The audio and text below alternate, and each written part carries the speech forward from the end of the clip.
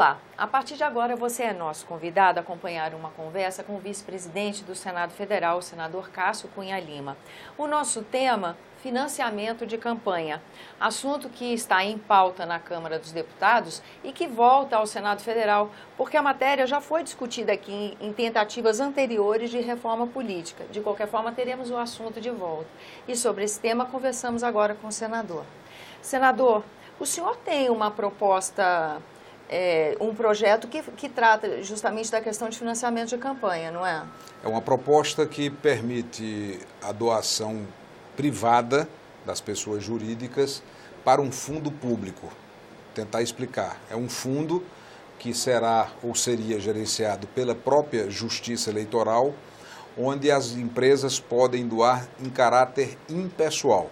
Algumas pessoas acham que a proposta é um tanto quanto utópica, que nenhuma empresa vai querer doar indistintamente para todos os candidatos, até por questões ideológicas. Uma empresa talvez não queira que a sua doação vá também ser utilizada pelo partido X ou Y. Mas é uma tentativa que se faz para evitar aquilo que, ao meu ver, é inconcebível, que é um fundo público de 3,6 bilhões retirando dinheiro de áreas essenciais. Um país onde você tem carências enormes na saúde, na educação, segurança pública e em várias outras áreas, ao meu ver, ao meu entender, é inexplicável, é indefensável que você tire dinheiro para fazer o financiamento das campanhas eleitorais. Uma outra proposta que está ganhando força na casa é do senador Caiado, que me parece bastante razoável. É um fundo público, mas sem tirar dinheiro de outras áreas. Qual seria a origem desse fundo? O fim da propaganda eleitoral dos partidos ao longo do ano.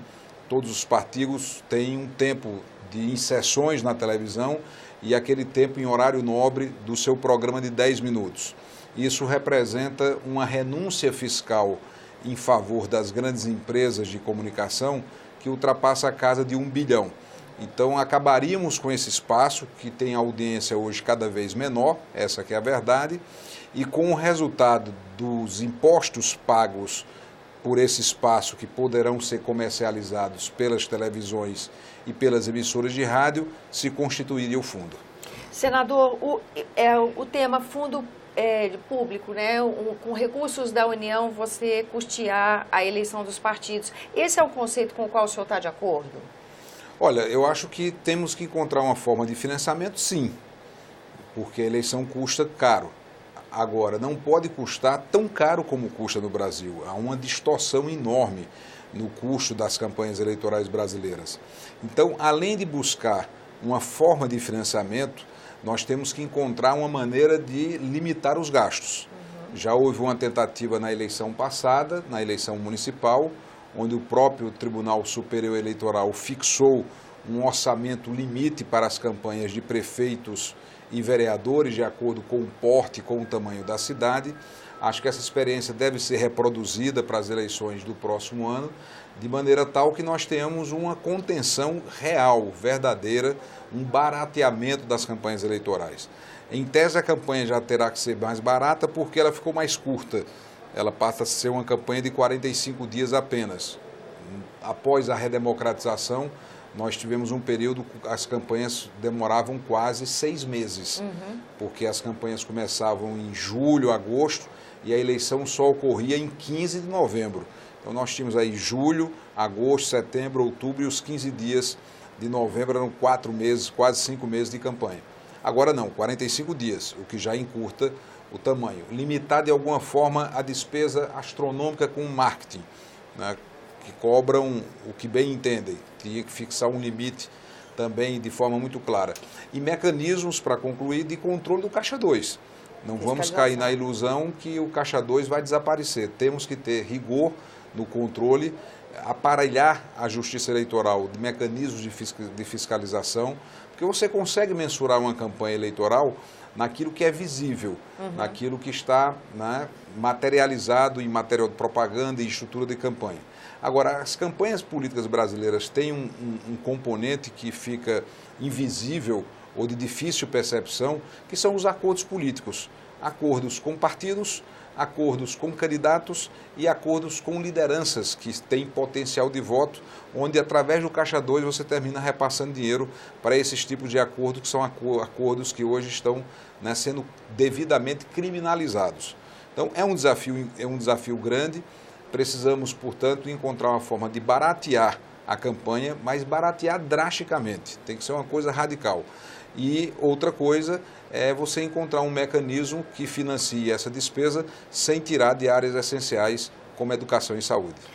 O sistema eleitoral, ele interfere no valor da campanha? Até que ponto a definição de um sistema eleitoral também pode contribuir para a eficiência desse gasto? Eu acho que sim, eu acho que você tem uma relação direta entre o sistema eleitoral e a forma de financiamento.